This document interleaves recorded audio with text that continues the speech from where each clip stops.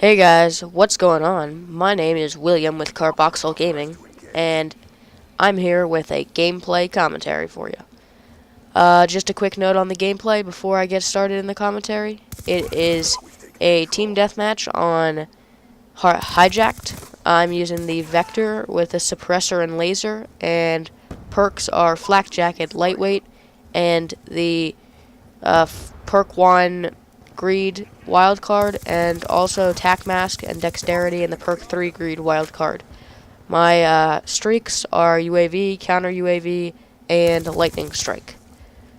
Alright, so my main topic in this commentary is going to be study habits.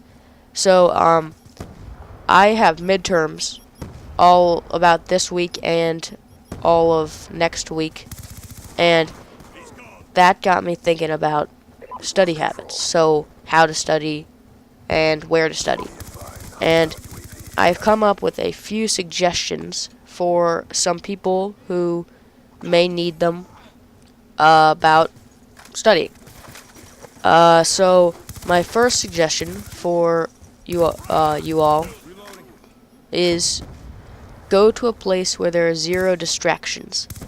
Now, it may seem kind of silly at first, but if you think about it, going to a place where you can't get distracted and just focusing on your work is probably one of the best things you can possibly do, because if you're being tempted with computer and iPad or whatever and TV, it's hard to think about doing schoolwork because, let's just face it, I mean, it's pretty boring stuff.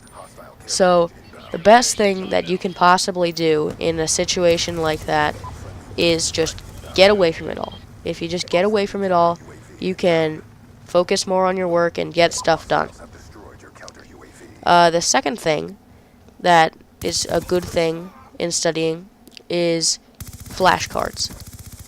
So, flashcards, if you don't know what flashcards are, I'm assuming everybody does though, is they are little note cards that you can like put definitions on the front and then terms on the back. So, say you go to Spanish class, let's just put it, and you write down something in Spanish, and then on the back you have the meaning in English. You can, when you need to study for a test, you go back to the flashcard and look at the definition, and it says blankety blankety blank.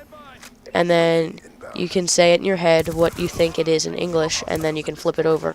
And the ones you get right, you put them into one pile, and the ones you get wrong, you put them into another pile. So that you can go over the ones you get wrong, and then, because you don't need to go over the ones you got right, because you know that. And then once you're done all of your flashcards, you put them into a deck and kind of shuffle them up, and then try it again. Because that's the best way to learn like those terms and things. It's just repetition over and over and over, and you'll eventually get it. Another thing that really helps is if you're at school and you have a bunch of friends around, study groups are a great way to study. If you go to school and there's a bunch of kids sitting around and you're like, hey, let's start a study group for biology, let's just say. So what you do is you get a bunch of friends together and open all your books and start going through each chapter or tests or whatever you want to, and just ask each other questions, like quiz each other. And you're bound to learn something even if you're not answering the questions. So that's a really, really good way to study for tests. One of the final things that I have is study guides. So this is more for at the end of the year or during midterms or final exams or whatever. If you you go over and you use study guides. So a study guide in a nutshell is you just rewrite in kind of like paraphrased form what the whole chapter that you went over in school was again, or at least that's how I do it. And so that way you kind of, it like refreshes in your memory when you write it out, or if you type it out, that works too. And it also helps when you're actually studying. You can look back over it and know what's going on in the chapter without having to reread all of the pages of the chapter again. And that's really helpful a lot of the times, because then you don't have to go in and ask for help with anything, because you'll already have the help that you need because you have the study guide with you.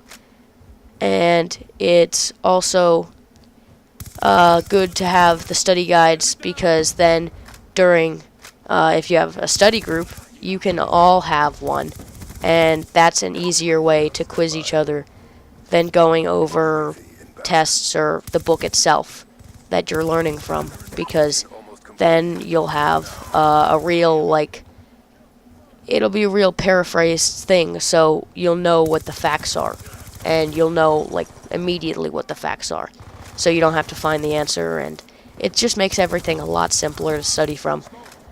Also, in study guides, you can use them to just be references, so, like, it'll have, like, something in biology, page 100, and then you look at page 100, and you can read about it.